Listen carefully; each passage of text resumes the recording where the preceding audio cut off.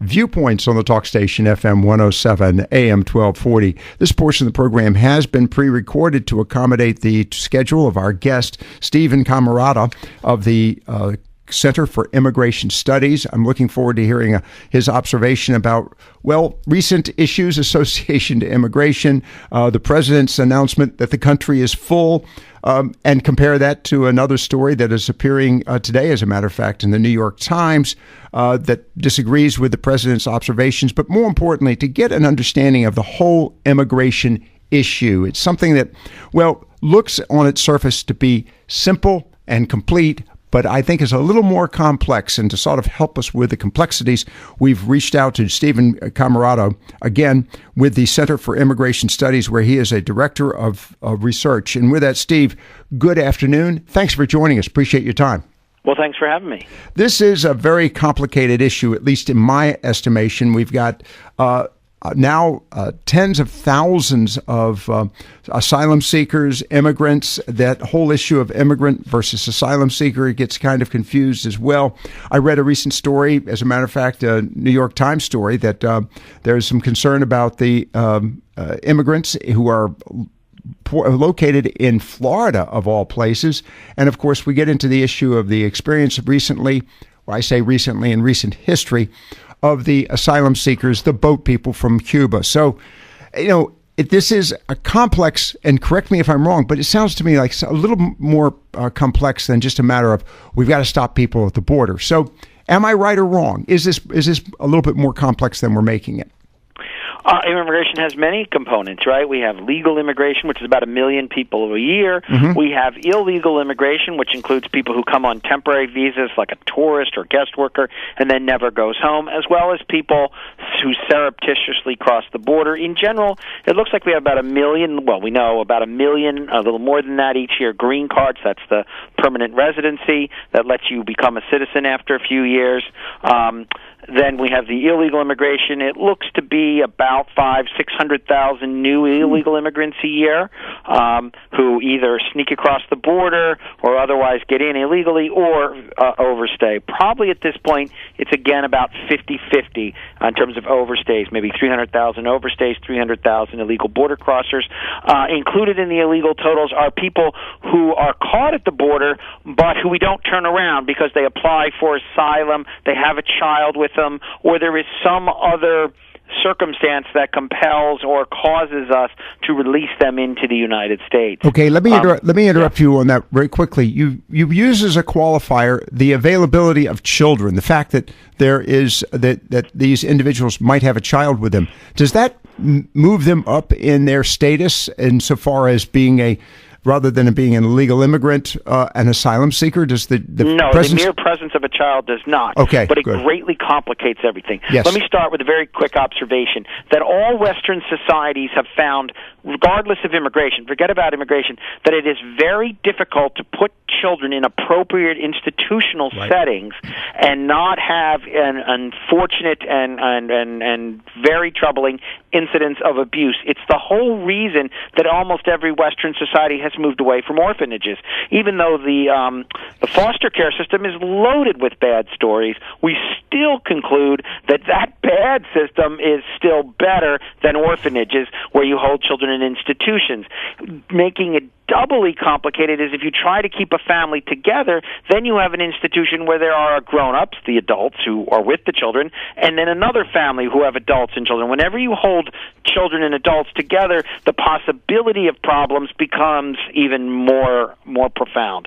So that's an underlying problem having nothing to do with immigration, that holding children in any institutional setting is extraordinarily hard. And then the second point is that but that's the first point. The second point is that if a person applies, so what happens, let me say this, what happens is that if a person is at the border and has a child with them, we can either separate them from their children, but we recognize why that's going to be problematic. We can try to hold the whole family, but that's problematic, or we can release everyone, or at least the mother and the child, but we also recognize why that's so problematic, because what it's doing is, and that's mostly what we are doing, it's encouraging lots more people to come with their children or send for their children. So that's the underlying problem there. Related, but not exactly the same thing, is the asylum problem. If someone's at the border and they're not from Mexico, then when we catch them, we have a fundamental problem. What do we do with them? Mexico is not taking them back. If a Pakistani or a Honduran has come through Mexico and is trying to get into the United States, and we catch them in that process, Mexico is not taking them back. They're not Mexican citizens. Mexican always takes its own citizens, but not foreigners back. And so that creates a new problem. We have to hold that person until we can send them home. If that person then applies for asylum, then we have a whole procedure, which we could talk about, to try to determine, but that takes time. And the system, which was already struggling when there was about 25,000 or so, very, very roughly, in the queue, is now over 300,000 in the queue, because once a few people start applying and they realize that this forestalls their deportation and may mean they get released, we've gotten an explosion of asylum applicants. The whole system is collapsed, and so now they know that they can be released into the United States.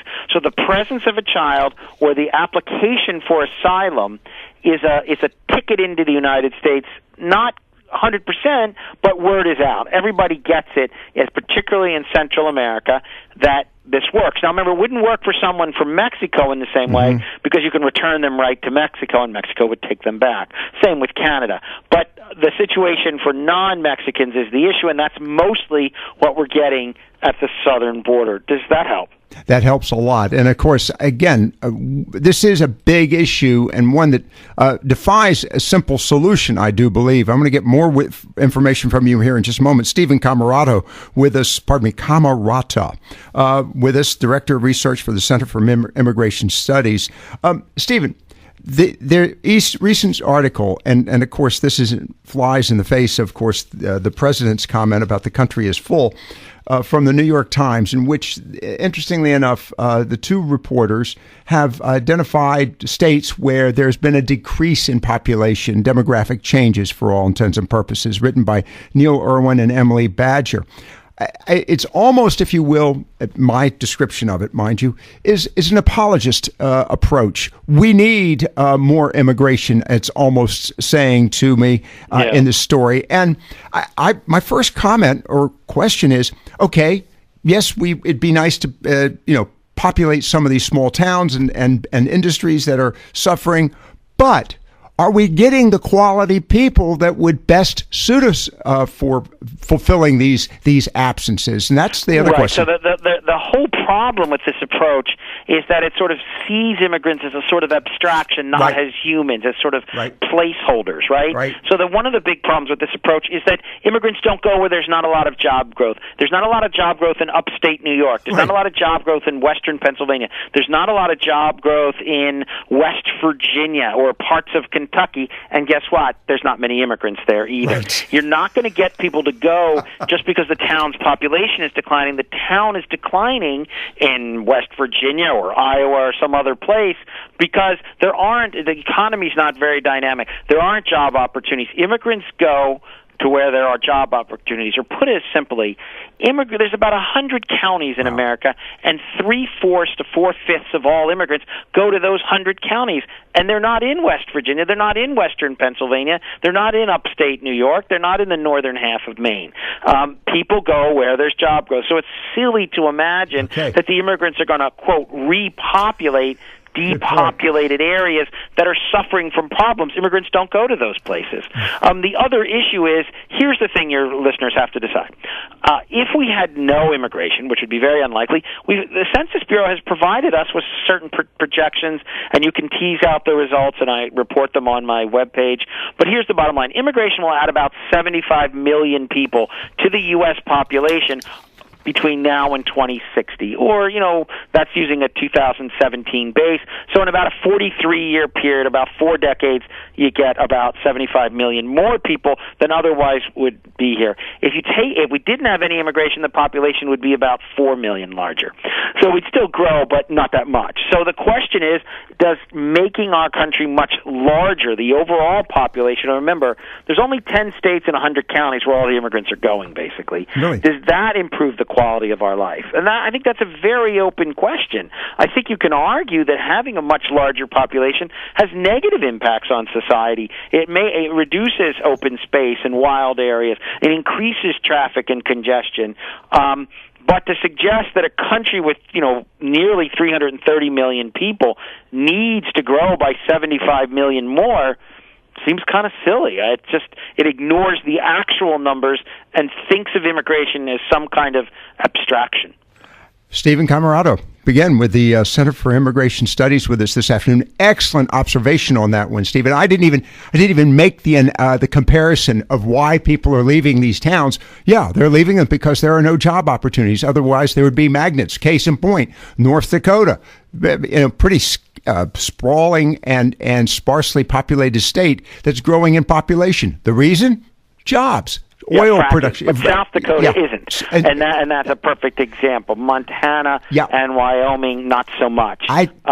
It's silly to imagine the immigrants are going to go there. That's an excellent, pardon me for getting excited, but that's an excellent observation on your part, and I really appreciate it. That's all the reason why we've called you this afternoon. Again, to remind you, this portion has been pre-recorded, so anyone wishing to make a phone call on this one, just, if you will, send us an email, or you can go to our Facebook page, Viewpoints on the Talk Station. Steven, looking at this state of immigration and the president's remarks related to the fact that the country is full. Obviously, there's a lot of debate right now about HB1 visas, things of this nature. Yes, the country is still looking for certain skill sets. But the other aspect of this, and I want to touch on this in relationship to a growing population, we're seeing, if you will, technology stepping into the forefront of business. And we're seeing, the concerns associated with robotics, the decline, quite frankly, of a lot of labor opportunities. Yes, there are construction opportunities, but big buildings, big houses are not always being built at the same time. So it strikes me that necessarily increasing the population of this country without an awareness of the long-term impact would be dangerous. Your thoughts? Right. So we know that automation is coming. It's become a big deal. We know that the real wages for people at the bottom end of the labor market, say those with only a high school degree or no education or didn't graduate high school, who still make up 40% of workers, their real wages haven't grown for 45 years, which is a key indication that there's no labor shortage, because if there was, their wages should be rising rapidly. In the last year, they've gotten a little boost, but it's still lower than it was 2 decades ago, and it's much lower than it was 4 decades ago. If we look at the labor force participation, that is the share of less educated people, again, high school or less, who have a job, or at least are looking for one. That means you're in the labor force. Their labor force participation is much lower now than it was in 2007 before the Great Recession, and it was lower in 2007 than it was in 2000, and it was lower in 2000 than it was in 1989, before that recession. In other words, there's a long-term decline in work among the less educated. There's stagnant or declining wages in that population. There's just no evidence that America is short of unskilled labor when we look at government data. The only evidence that we're short of unskilled labor or less educated workers is testimonials from owners of business that want to bring in more foreign workers. Mm-hmm. And it's perfectly understandable, and there's lots of people who just say this, we want to keep wages down. Yeah, maybe we could get Americans, but we like the immigrants. They work hard, and flooding the unskilled labor market with workers helps keep wages down. Now, you mentioned it's H-1B program. Now, that's supposed to be for more skilled workers. Right. It's an open question whether that's really what it gives us. What it mostly gives us is run-of-the-mill programmers. Mm-hmm. There are some skilled people, but we have another category where you do get more skilled people. But basically, it's just run-of-the-mill programmers. And the reality is, people who've looked at this question for a long time say many of the same things about people who get computer science and programming degrees. Many of them who are native-born can't find jobs in their field and do something else.